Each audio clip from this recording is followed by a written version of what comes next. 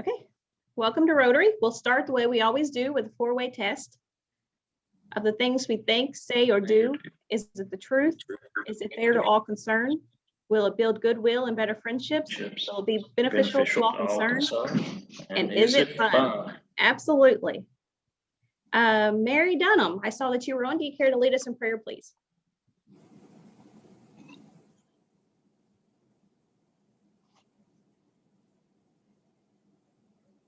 Oh, you're on mute. Can you try again? I'm sorry. Everybody, I'm sorry. Let's pray. Dear God, sometimes we are all discouraged with the problems that surround us. Just God, remind us when our troubles overwhelm us, we just need to simply sit and pray. We know we are here to serve you, to serve others. And when we do that, God, we know we're serving you. Just keep us all safe. Give us the strength we need to get through these very hard times. We ask this in your name. Amen. Amen. Thank you very much. You're welcome very much. Lori, do you have our trivia question for today? I do. Everybody unmute yourselves. Be ready to shout out the answer. So in the Rotary magazine this month, they did an article about a surgical nurse that has been on the front lines during COVID. She had trouble communicating with a patient. She's a fellow Rotarian from Richmond, Texas. Something she had helped this language barrier to be easier. Something she had helped a patient. What was that one something? A rotary pen. Close, but no. Four-way test. No. Google Translate. No. Okay. So in this article, if you get this month's Rotary magazine, I thought this was pretty powerful. She actually was wearing a bracelet, a Rotary bracelet that her dad had given her when she started or first became a Rotarian in their club. And while with a patient with COVID that did not speak the language, he recognized her Rotary bracelet. And that is how they communicated, is through the four-way test and some other things. But it was her Rotary bracelet that let him be comfortable with her because he recognized our Rotary wheel.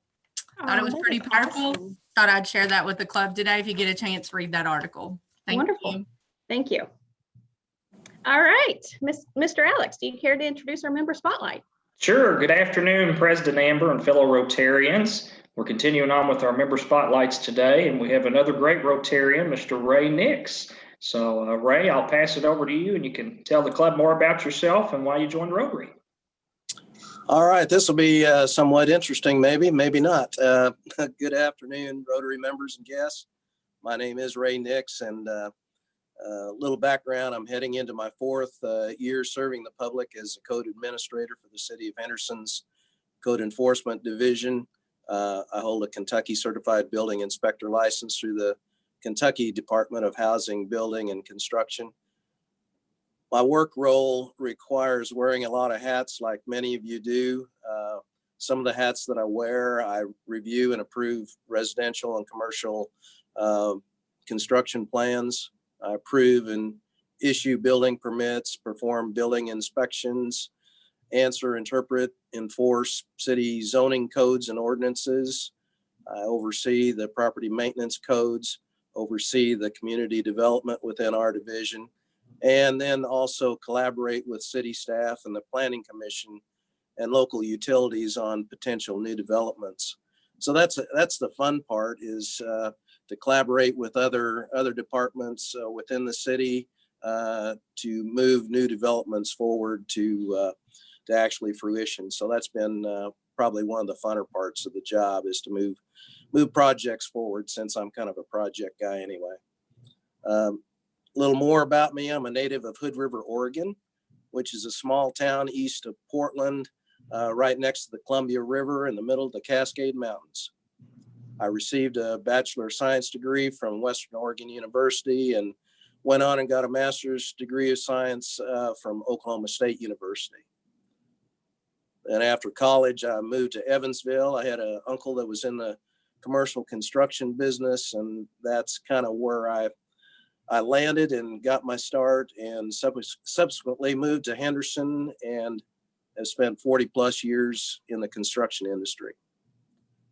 So with some of that background, it included construction management positions in commercial and industrial construction projects, heavy highway concrete paving industry, as well as spending 12 years as an owner of an Evansville steel company, which supplied the tri-state construction projects, many of those projects in the tri-state, as well as various kind of interesting projects around the country. I didn't think I'd have jobs around the country from our little place in Evansville, but we certainly did. We had some great customers that worked around the country, and we just stayed as their supplier, which was pretty cool.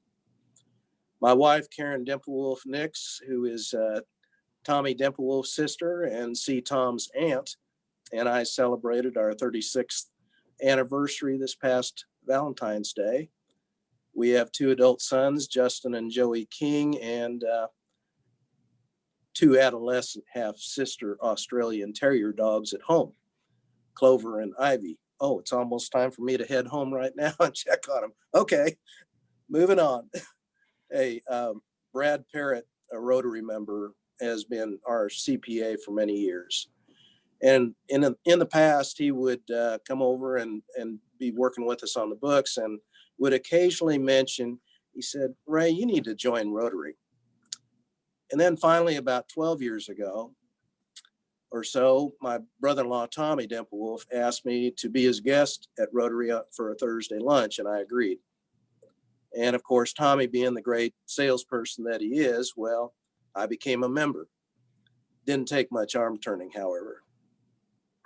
So really, thanks go out to Brad and Tommy for the invitations to become a Rotary member.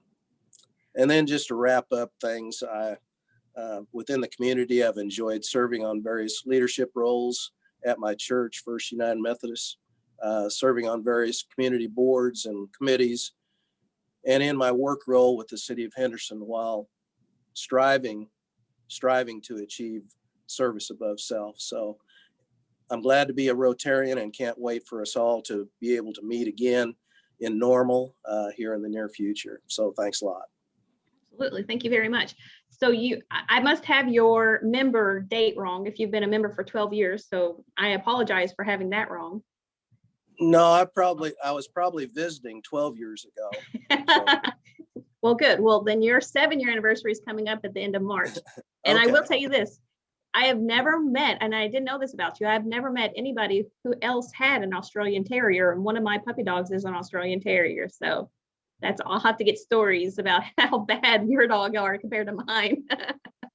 Well, they're pretty tough together now that at eating time, they get a little aggressive. Yes, they sure do, actually.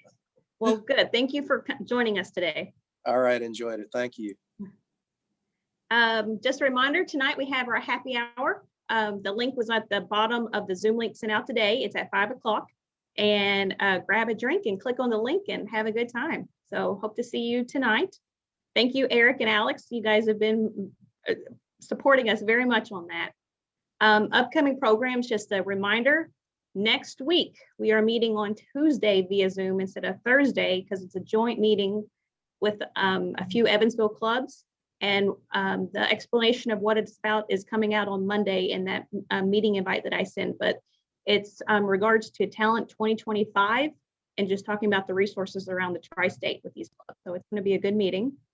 And since we will not be meeting next week, except for during the joint meeting, just a reminder, we have a board meeting the following Monday, March 8th, and I'll be sending out that information to the board members next week and a Zoom link.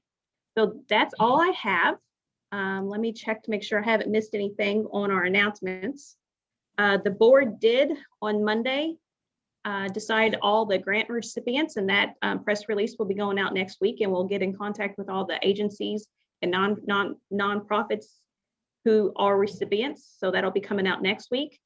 We have 7 scholarships that are going to be coming out probably the end of this week or first next week on our Facebook page for the information on the scholarships. And we'll have a total of 7. And then our dictionary giveaway will start next month as well. So it's going to be a busy month. That's all I have. I'm going to turn it over to Miss Daphyne with, is it CASA? Is that how you, CASA? And you're on mute too. There we go. All right. Perfect. Yes, it's CASA. Awesome. Yeah. So thank you for having me. My name is Daphyne Maddox. I am the executive director of CASA of Midwest Kentucky. We have offices in Madisonville, Marion, and Henderson. We have not always been the CASA program for the Henderson program, as you guys are probably aware. I don't know how many people are familiar with CASA, with raise of hands or something they've heard of CASA. CASA's been in the Henderson community for over 20 years. Early last year, we were asked to take Henderson and Union County CASAs from the Children's Advocacy Center. There was whatever happening there, and they wanted CASA to be under another program. So the state CASA asked us to take it. We were familiar with Judge Ferris there in Henderson County. We had worked on some different cases and things together with her. And so it became a natural fit for us to go ahead and take Henderson and Union counties and add that to our list of counties that we serve. So the CASA Midwest now serves Henderson, Hopkins, Webster, Crittenden, Union, and Muhlenberg counties. So we do have an office there in Henderson that we're proud of. We took over about the time COVID hit. And so we didn't get to have a ribbon cutting and, everybody comes see our office. We are in the city center building on the 4th floor. And so we're really excited about being up there. We feel like it's a good location right down from the courthouse and in the hub of what's happening in Henderson. If we ever get to start having things happening in Henderson in the downtown again. So we do enjoy being there. Some of you do know what CASA is, but I wanted to start out with just a little video to describe kind of what we do. And then I'll go into a little bit more. I always think it's nice to break things up and not listen to, let me see if I can get there. It's not going to let me minimize and get to the YouTube page. And then, sorry, hold on. Trying to get my screen share to, it's not letting me. I wonder if I can ask you to share your screen. Look, I think it's going to let me get there. It's just making me do things a little different. Well, no, it's not. Oh my gosh, there it is. Okay, took a second to get there. Let me play this. Growing up is tough for a kid. They have school and homework, practices and games. There are doctor's appointments and detention halls. The making friends and the keeping friends, discovering who they are and who they aren't. There's so much to learn. There's this whole world out there, right here. These times are transforming in someone's story, and they can really be quite chaotic. That chaos of being a child only increases when abuse and neglect fill their home. The normal winds of chaos are now a storm. And sometimes, when the storm is so great, a child must be removed from their home. And this is a really tough day. It's complicated and it's painful. When a child is removed from their home because of abuse or neglect, they leave their normal and they enter foster care. The court sends them to a new place, a new home, often to a new school with new people, new everything. And all of these new things aim at a better life for the child. They aim to help in the healing process for the family. But it's still tough. They still have the school activities, the doctor's appointments, and the lessons to learn. But now court dates, visits with parents, and check-ins with social workers quickly bombard the calendar. And there's the pain of separation from what they know and where they feel comfortable. There are hundreds of children in our city that can days like this, weeks like this, years like this. And these days, weeks, and years are difficult. They're exhausting and isolating. They're really tough. But there are ways to help, ways to bear the burdens the child is carrying, ways to make the days less tough. These children need to feel more supported. They need someone constant who is on their team, someone who is fighting for their best amidst all the shuffle. And a CASA volunteer provides this help. A court-appointed special advocate helps bear these burdens. They are the constant amidst the chaos. In the middle of all the shuffle and uncertainty, they know the child. There are still tough days, but now there's someone standing up for the child day in, day out. Someone who knows both the biological and foster parents. Someone who meets with the teachers, doctors, and social workers to ensure the child's needs are being met. Someone who speaks for the child's best interest in court. Someone who the judge counts on for insight. Someone who cares about the child and just lets them be a kid. Someone who is there for the tough days, the great days, and the in-between days. This someone is so important. This someone is a CASA volunteer. And there are hundreds of children in our city waiting for a CASA volunteer. They're waiting for someone to speak up for them. They're waiting for someone to help weather the storm. Each child in foster care needs this support, this someone to count on. Be this someone for a child in foster care. Be their advocate. Be a powerful voice for their best interest. Be a CASA volunteer.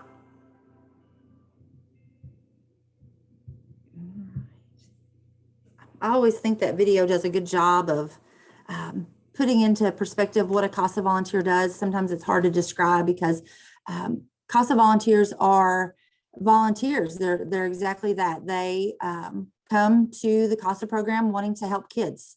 And that's usually their motivating factor. They come from all walks of life. We've had anywhere from somebody with a GED all the way to an ER doctor.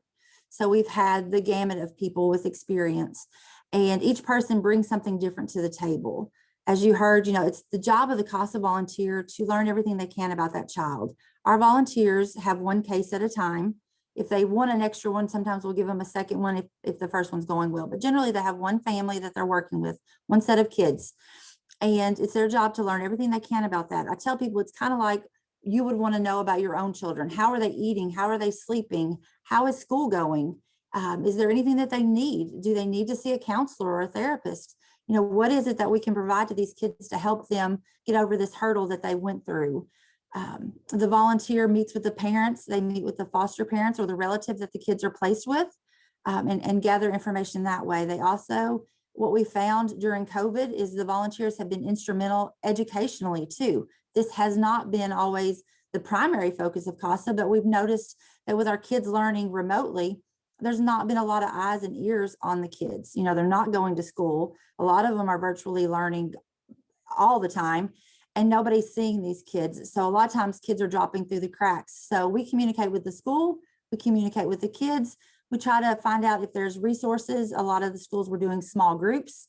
We can bring kids in, let kids get some catch up work so they're not so far behind. So the volunteers have been instrumental in that. I want you guys to know a little bit about your community. You guys don't always see the statistics, but you're probably thinking, do we really have that much child abuse in Henderson? Is that really a big issue? I want to give you a 3-year look at the data because I think last year's data is skewed, and we'll talk about that a little bit. In 2018, there were 431 kids that came before Judge Ferris's courtroom for abuse and neglect. 431 children. In 2019, 353 children came before her with an abuse or neglect petition. Last year, 2020, 161 kids came to court because of abuse or neglect. Now, do you guys think that Henderson County cured child abuse during COVID? We did not. We did not. That is nothing that we have figured out. What we do know is that these children are in homes where they're not getting out and seeing people. We've made it where everything's virtual. Doctor's visits were virtual. Kids weren't going to school. And we know that a lot of times the educational system is who checks on the kids. It's who the kids can say, I didn't eat, or mommy and daddy fought, or, they noticed the bruising. And this past year, we know that that didn't occur. A 54% decrease in the county on abuse and neglect petitions. What we do know is that as schools open back up, and I know that you guys, I think, are going back to that 4-day a week at the end of March. So we know that when these things start opening back up, we start finding out if there's kids that are missing, number one. So we know that some kids won't show back up. And we got to figure out where they are. And number two, the kids will start talking about how things were going at home. And we also know that during COVID was a very stressful time for families. A lot of them went without income or not enough income. We know that a lot of our families that teeter on the edge anyway may have turned to substance abuse. There's domestic violence we know that was on a rise. during that period. So we know these kids have been exposed to this. So we're all bracing for what we fear will be, a drastic increase. The petitions that we receive now from court a lot of them are law enforcement assist. So law enforcement has responded to a domestic dispute and there are children there, things like that. So it's not, the schools return, calling in reports. So we do know that there is a great need. And that's why we're trying to get out and educate as many people as possible. Number one, that child abuse does exist in Henderson County, that it's horrible. And that, there's a need for CASA volunteers. We know that your caseworkers are overworked at social services. We know that many of them are working with 40 or 50 families at a time, and they just aren't able to do everything that they need to do for these children. CASA volunteers come in and they are kind of the squeaky wheel thing. We call it the common sense approach. So they come in and start advocating for the kids, looking for what resources they need. Our volunteers are phenomenal in identifying resources, whether they go to churches or community organizations, different places that they can find to get the resources that these kids need. And so we have, them connecting the families with food during the pandemic. Anytime, there was free giveaways and things like that, we've made sure that our families knew about it. Making sure that the kids had the educational things that they needed. We've had families that had 4 kids at a relative's home that were placed there, and the school wanted to give them 1 Chromebook to help them do their virtual learning. The volunteer was instrumental in advocating for more Chromebooks in that home. You had a elementary age kid, 2 middle schoolers, and a high schooler going to try to share a Chromebook. We knew that that was a setup for failure. So the volunteer was able to ensure that they got a couple more Chromebooks so that there would not be an issue with them getting their work done. So volunteers can do anything like that. Each volunteer brings their own background, and we try to match them with a case that we think they'll be successful on. And we know that when we do that, that the volunteer is much more likely to be able to have a greater impact on that family. I was trying to think, let's see. We do have a staff member in Henderson. Her name is Amy Hawk. She is at the Henderson office there at the City Center building. She is actually in court today. The dependency, neglect, and abuse cases with Judge Ferris are held on Thursdays. So that is why Judge Ferris sometimes will present with me as well, but Thursdays just aren't a good day for her to present. So we usually let her come along and tell, why she wants CASA in her courtroom and the benefits that she sees from CASA. So we're excited when she can do that with us. But Amy recruits, screens, trains, and then supervises the volunteers there in Henderson County. It's her job to recruit the volunteers, get them through that training. The training is 30 hours. Currently, it's virtual. National CASA went to a virtual training during the pandemic to help us out because we knew that we still needed advocates. So we've actually are on our 3rd virtual training now, just started, and we're going to have another one in April. But volunteers pick up their training manual. There's a lot of content online that they click through and answer questions on. And then we meet once a week for about 2 hours to go over the content and any questions that they have. And that's for 5 weeks. So they document their homework that they do, and then we document the time that we spend together. So we've made it where it's really easy for people that want to become involved. They used to have to do 30 hours of in-person training, and that's a lot to commit to, especially when you work. But this has allowed a lot of people to take a lunch break and do their, the Zoom meeting for the virtual training, during their lunch or something like that. And then, a lot of our volunteers do work. They work regular jobs. They just take and do their case around their schedule. The only thing that we can't schedule is court. So you may go to court 3 or 4 times a year, but beyond that, you're scheduling when you visit the kids, you're scheduling when you see the parents, you're scheduling when you talk to the teacher. That's all around your schedule. So we feel like it's a pretty doable thing for a lot of our volunteers, and they are all excelling at it. During COVID, we had to change things a little bit. We did some, a lot of virtual visits. Not the best thing when you're dealing with kids and little kids, but we did those.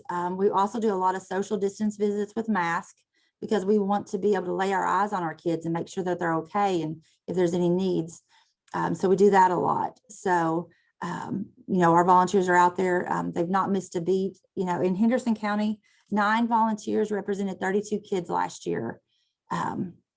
So that's not a ton when you look at your numbers. So that's something we know that we have a lot of room for growth, and we want to get volunteers back involved and helping more of these kids. Judge Ferris wants a kid on every case if she could get one. She knows that the extra information that that volunteer brings to court really helps her make a good decision for those kids. The volunteer commits to stay on the case for the entirety of it. So the case could, when it starts, the volunteer is assigned and they are released once that child receives permanency. So permanency can be returned home safely. About half our kids actually go home safely. The parents fix the problems and they go home safely. Then the other half, we have permanent relative custody, where the relatives that are caring for the kids are given custody. And then the other half of that is termination of parental rights and adoption. So the parents aren't able to do what they need to do, and we have to make sure the kids have a safe permanent home, and that's through adoption.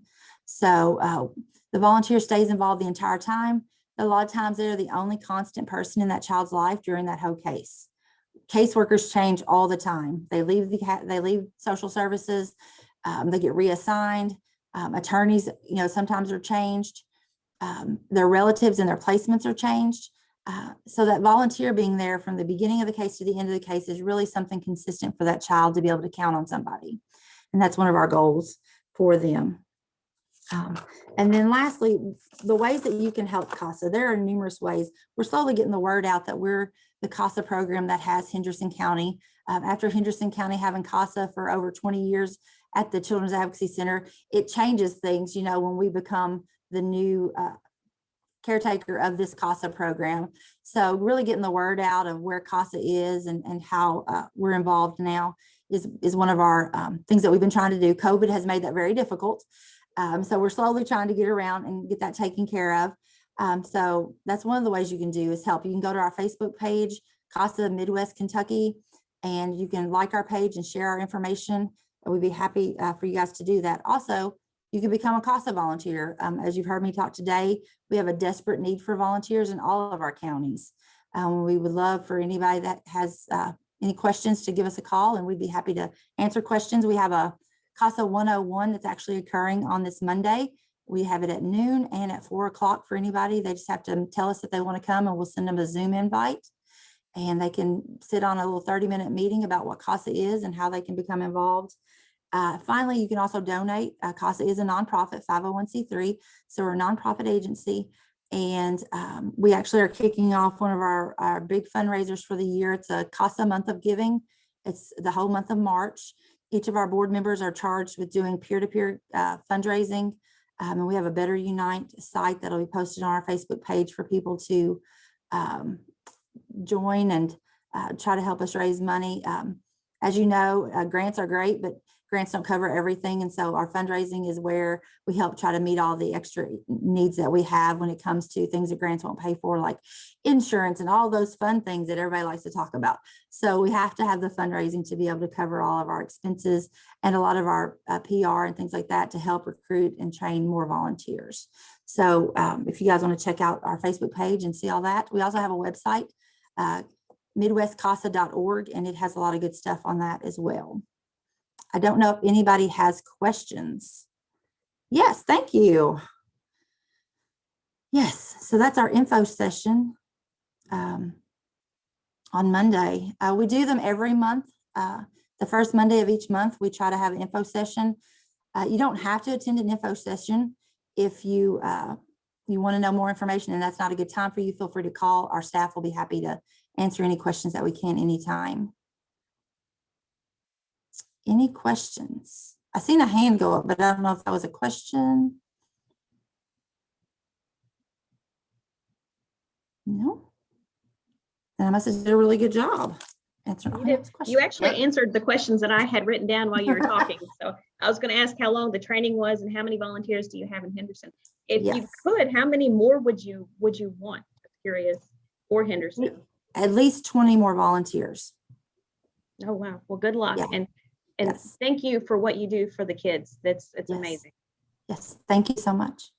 Let me just ask, with COVID going on, how does that change the interaction between the maybe with person or okay.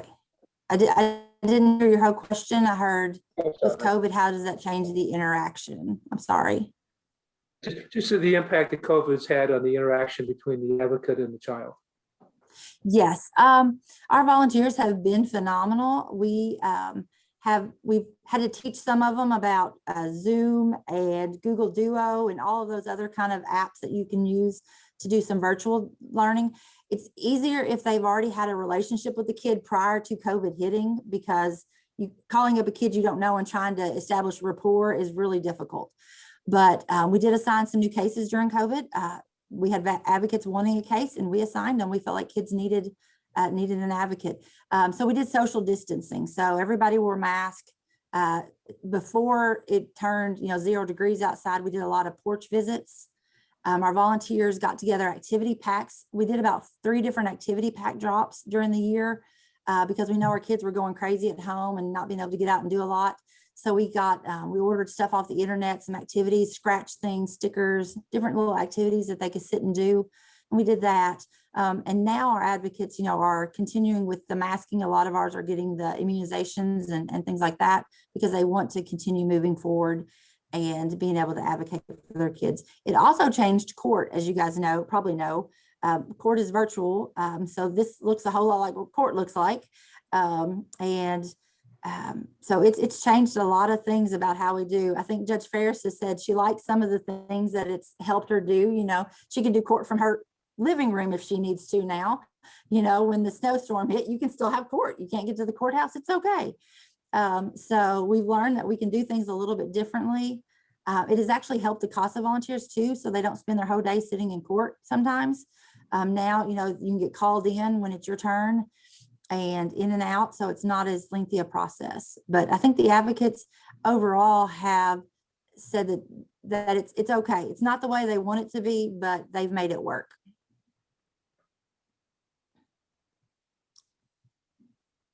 Anybody else have a question? But just as a kind of an average or however you'd like to do it, how much time does a volunteer end up putting in on a given case? Yeah, what we see is about 5 to 10 hours a month. So the requirements for what you have to do every month. So this is the have to. You can do more, but the have to is you have to see that child. It used to be in person, like national CASA standards are. You see that child every 30 days in person. Obviously, they've changed that where the language reads, that virtual is also acceptable. But you're seeing them at least once a month. So you're seeing the children. You're also checking in with the parents once a month. So part of our job, to be able to recommend what you think is in the best interest of the kids, you need to know how the parent is doing. Because the goal is to reunite those kids. And if not, then, do something different. So we also are meeting with those parents. And when I say meeting, it's virtual or it's, porch visits or whatever that looks like. But we need to know, do they know what is on their case plan and what they need to do? So is it mental health, substance abuse? Do they need to go to parenting classes? Whatever it is. So we're meeting with them monthly, finding out, are you doing those things? Do you know where to do those things? And then we can provide them information on how to get those things done. It's just a second person going in and checking on things. Then you can shoot emails. The teachers are phenomenal. So we can shoot emails to teachers and say, hey, how's the kiddo doing? Is there any concerns? And then we can help maybe mediate some of those concerns. We're going to go by and see the kid and we can ask, why haven't you logged on to your Chromebook? Things like that. We can also check with, if it's a relative. I know a lot of times our kids are placed with relatives and there's not a lot of resources for relatives.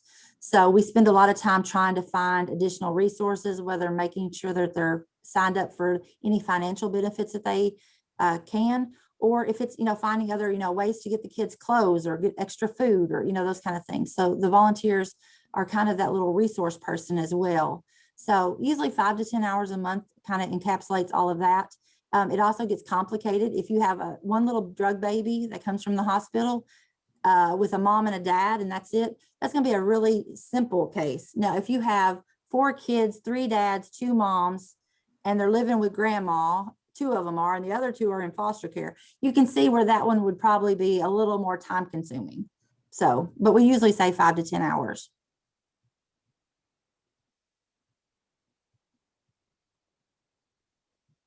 Do we have any other questions? All right. Well, thank you very much, Daphyne, and good luck in your March fundraising. I hope you guys earn everything that you're Yes. trying to earn. Absolutely. Yes. Thank And you. thank you again for everything you do for our kids. And just a reminder for the Rotary members, our meeting is moved to next Tuesday instead of Thursday. That Zoom invite will come out on Tuesday from Jennifer, actually. And don't forget our happy hour tonight. Grab a drink and click on the link. So I hope everyone has a great day, great week, and we'll see you all later. Bye, everyone. Thank you very much.